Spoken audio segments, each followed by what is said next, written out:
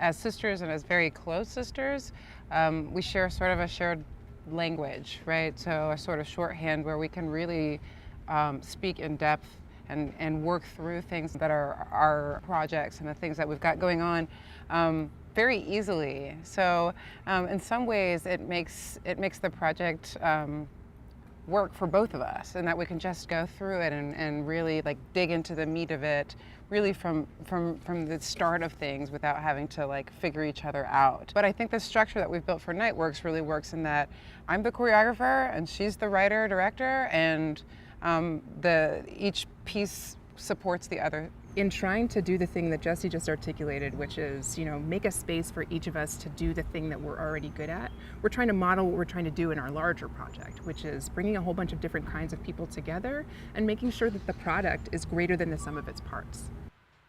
Dear Patience, your name is... I have so many questions for... Like, were you ever... The big goal that's on the horizon right now is that we have this piece Doomsday going up in Philadelphia in the spring of 2018.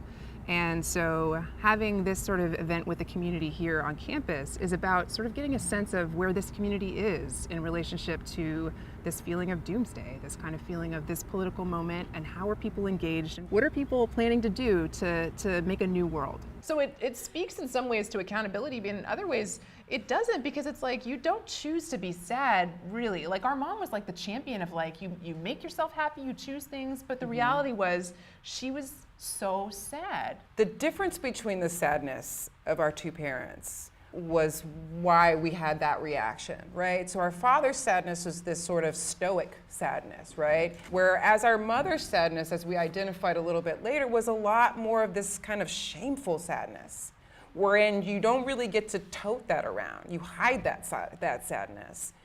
You don't let your kids. knightworks is our baby, so to speak.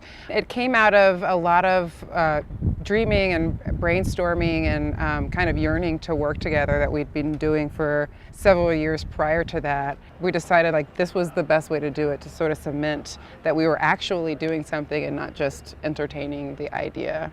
I mean, I think it's just this sort of idea that you always have to create the party you want to get invited to, right? So as performers, as writers, we weren't finding that we were seeing the kinds of works that we wanted to participate in. And so we realized that we had to go ahead and make our own work and invite other dancers and other collaborators into our own vision. And so we're going to keep doing this work, doing more touring around different areas of the country to really share this message and really connect with new communities. But it always starts kind of where you are, right? And then it expands out.